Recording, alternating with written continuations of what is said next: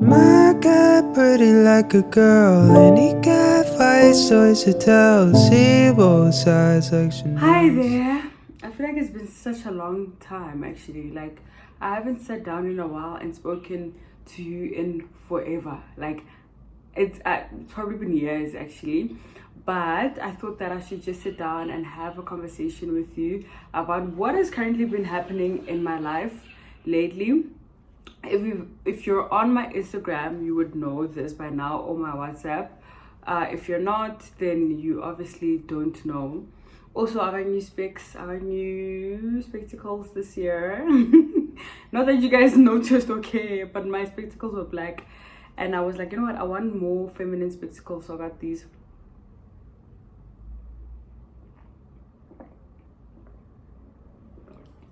I'm very thirsty. I just came back from a walk with my dog, so I was like, let me actually do this quickly. So this video is about the surgery that I got. I had a lot of questions about the surgery. I posted on my Instagram yesterday about how I'm recovering and all of that, and I had so many questions about what surgery I went for, what was it for, how's the recovery, how did I know, blah blah blah. So it was just a lot, so I thought I should just have a story time about that. Maybe we'll have a part 2, and then I'll answer a lot of questions, because obviously if you guys check my previous videos, you'll know that I don't like long videos, simply because I also don't watch long videos. So yeah, let's get to it. So I went to surgery on the 4th of August, right? Before the 4th of August, I had already known that I had a problem. I knew I had a problem from last year, which was 2022. So there was a day at work when I got very sick. Like I started feeling very sick from my periods and stuff like that. So I had like really bad period pains and all of that. And then after like months progressed, I noticed that my periods started getting extremely long. Like they would be like maybe minimum 7 days, maximum 15 days, and like sometimes I'd even have them twice a month. So I was like, no, something's actually not right. And overall I was just like not okay. And then I went to the doctor. I think it was now around November. I actually don't know when. No, it wasn't November. I can't remember the month. So I went to the doctor and the normal GP. I didn't have like a set gynecologist then. Like I'd just go for regular checkups at the GP and stuff. So I went to the doctor then, and then she checked me and she did a pap smear. She did a normal check, and then she asked for my symptoms and all of that. And then she gave me options. So she was like, okay, from what I'm seeing, you either have PCOS, endometriosis, fibroids. Yeah, I think those were the 3 options. I can't remember what else she said, but I think those were the 3. So I was like, okay, cool. Then she explained how everything works. She showed me with like those uterus like sculpture things. Yeah, she explained everything, and I was like, okay, I think I understand. I was a tad bit worried, but I was like, no, I'm gonna be fine, right? And then she sent me through to the hospital. My first hospital visit was last year. She sent me to the hospital. They tested my blood and everything. My iron was obviously low. I already had low iron, anemia. I was anemic before the fibroids, but because of the fibroids making me bleed so much, my iron levels were also quite low. So I had to go for tests, get supplements for that, and then check with the radiologist like how my fibroids are, how many there are, and all of that. She also referred me to a gynecologist. So then what happened after that was that I went to a different gynecologist. So I spoke to a friend of mine asking who her gynecologist is, because she goes regularly. So she told me I went to that gynecologist, and I was not impressed at all. That guy was just rude and not so great. So I was like, no, that guy, like he literally, when I went to that gynecologist, immediately when he checked me, he insisted that I go for surgery immediately that week. And yeah, he was just also just weird. I didn't like his vibe at all. So I went for other people. I spoke to other people as well, other specialists and stuff. Then the one gynecologist I spoke to was like, you know what, yes, it's bad, but I can wait. If I feel like I can wait, then I should until I'm ready, and as long as it doesn't hamper my everyday life. So I was like, okay, cool. So the whole of last year I was just taking homeopathic medicines, trying out home remedies. If you know me personally, you already know that I'm a health freak. I'm a serious health freak. So already I was like eating healthier. I was like eating healthy. I was working out. I was drinking water. I was taking homeopathic medicine. I increased on my sea moss intake. I literally did absolutely everything. I increased on my herbal teas. I did so much research on like herbs and stuff that could heal me. I went to my homeopath, and she also gave me stuff, and yeah, so that's what I've been on. So my initial plan was that I'm gonna carry on with this lifestyle and on homeopathic medicine until the fibroids shrink and come out. I also got like steaming herbs. I did literally everything, right? However, nothing really improved for me, mainly because of where the fibroids were placed and how big they were. So the symptoms that I noticed overall were long periods, like I said, sometimes twice a month.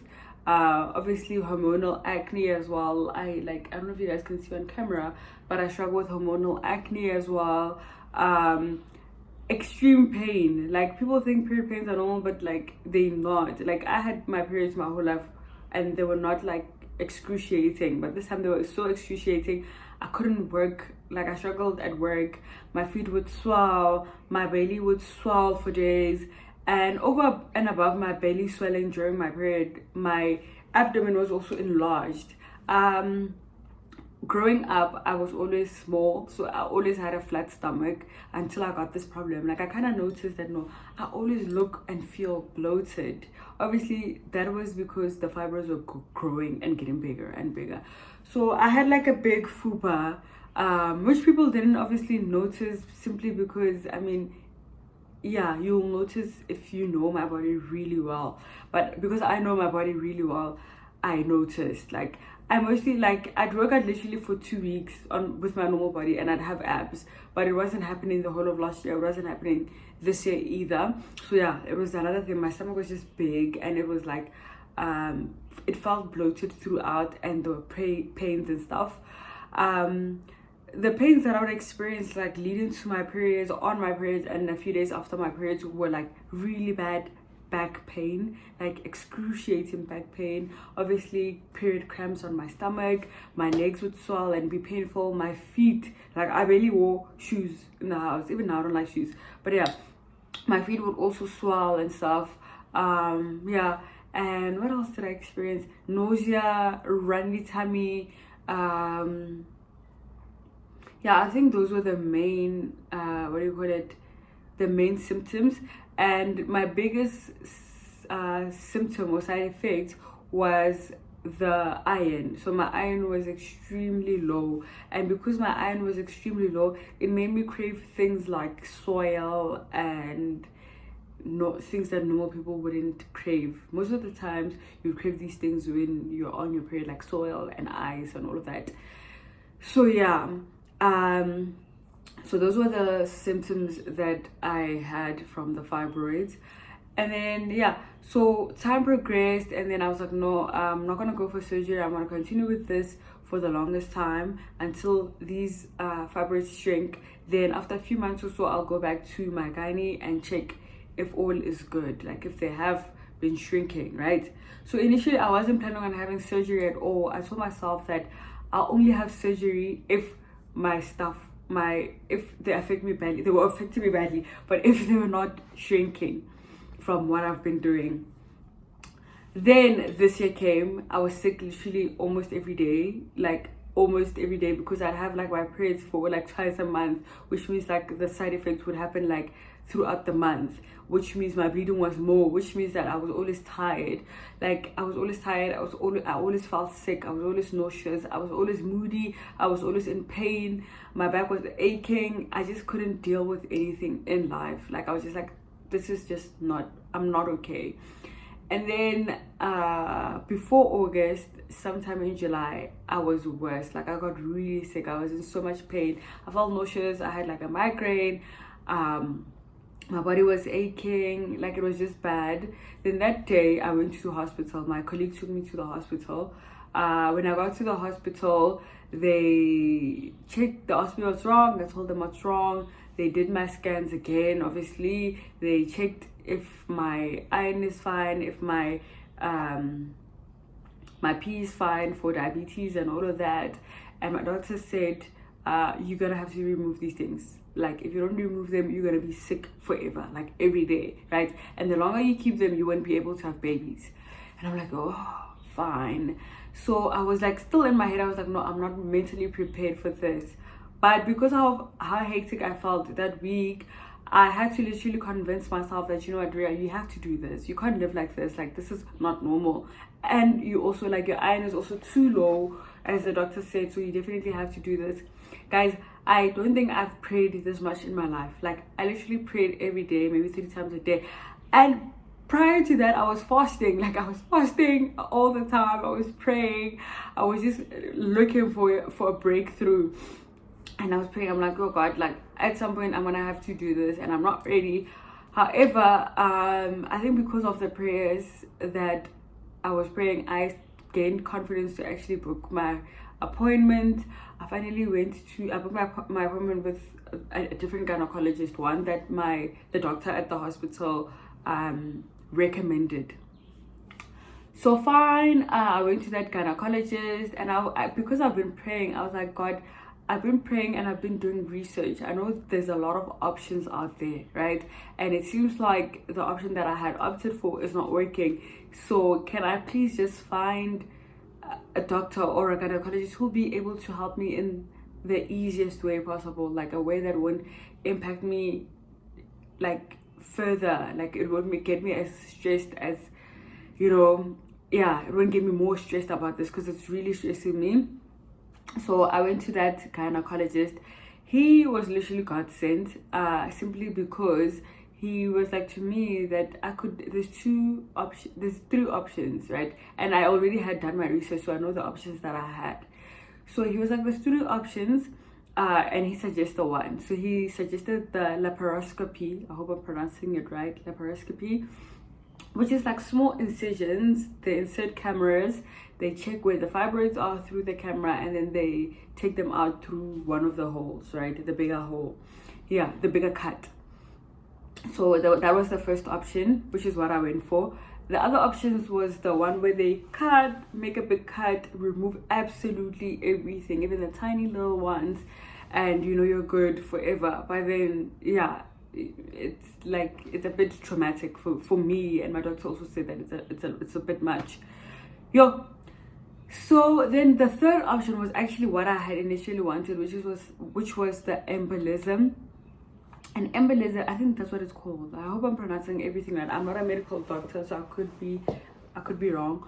So the embolism was basically they shrink the fibroids from inside. They stop the blood flow that supplies blood to the fibroids so that they can die basically and then fall out from them dying, right? And I was like, that's what I want. I don't want to be cut or anything like that, you know? And my doctor was like, no, he wouldn't recommend it for me because I'm still very young, and it's better if you've gone through menopause if you want that, or if you're older, you know. So I was like, okay, fine, because it could affect the chances of you having kids in the future. I don't know if he's right, but I was like, okay, I'm gonna take his word and just go for the first option because it's easier than the long big cut for me, and it made more sense. And yeah, and my fibroids were big enough to see through the cameras and all of that. So I was like, okay, I'll go for that. Yeah, and then I went for my op, which was very, very traumatic. Like, it was traumatic because obviously I was very scared. It was my first like long hospital stay. So my doctor had initially said I'm gonna be in and out. So today I'm gonna go in and then I'm gonna be out, right? Actually, now that we're on this, I'm gonna tell you guys what you need to do before you go to op on a different video though, because I was not prepared. So initially I thought that, okay, I'm gonna go to my op today, same day, my family's gonna fetch me, I'm gonna go home and I'll be taken care of at home, because that's what my doctor said, and that's what other people that I had spoken to had done the op also said to me.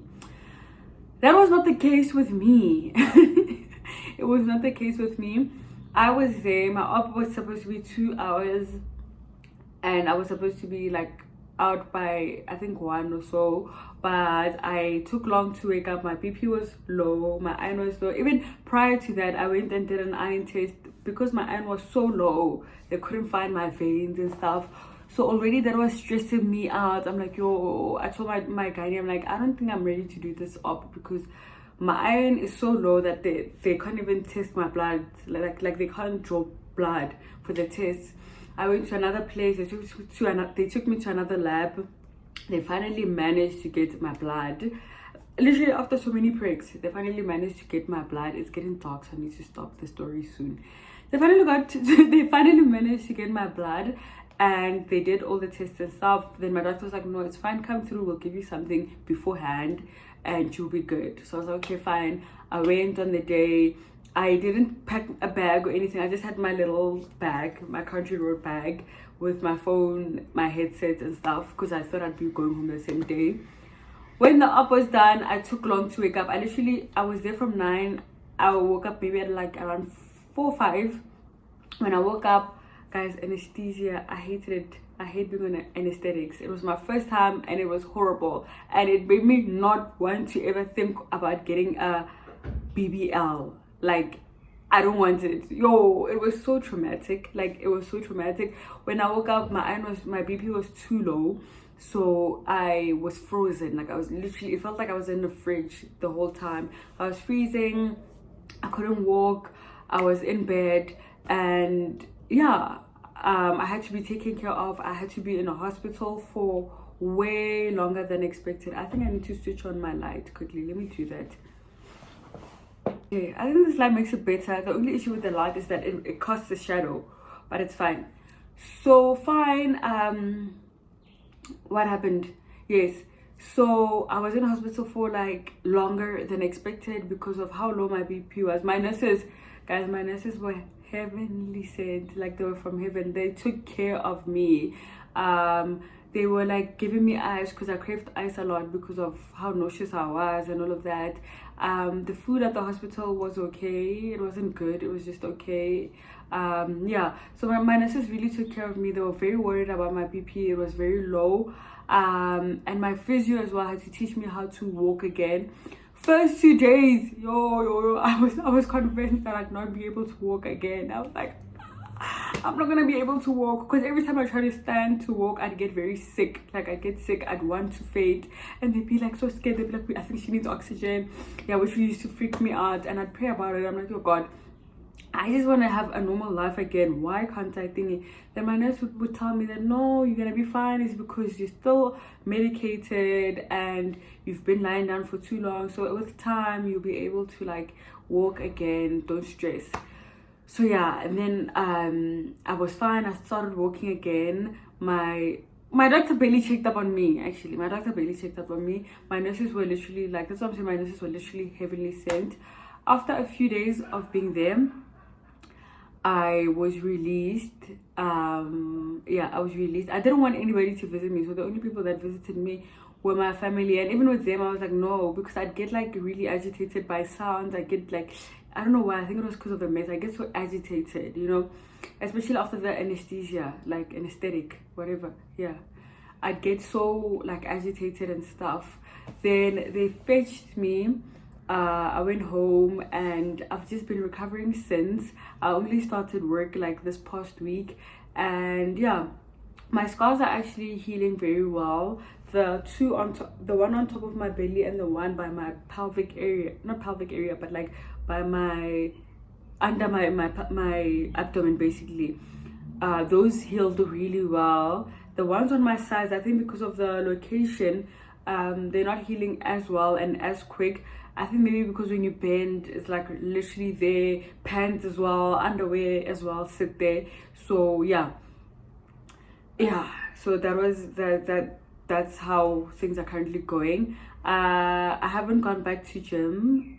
I'm gonna start working out. I think also, like, this is literally the first time in my life since I was like 18, where 18 or 17 or 16, where I've seen my body at its natural form. Like, I'm always working out, I'm always eating clean, but since surgery, like, I've just been eating whatever I feel like eating. I've just not been going to gym, obviously, for obvious reasons. So this is literally, I think this is my natural body. Okay, my dog is barking at people, but yeah. So yeah, that's how surgery went. I will create another video of like what to prepare for surgery, what to go with just in case, what you'll need, and maybe I'll elaborate more on the, what do you call it, why am I forgetting, on the options that you can take before opting for surgery. And yeah, and anything else that you want me to do a video on, I'm keen. You can also follow me on Instagram for my journey. You can also follow me on TikTok. Yeah, I think that's that. Hope you have a good day, evening, morning, whatever. Love you to bits. It was good catching up. Like, I really enjoyed this catch up session a lot. Bye.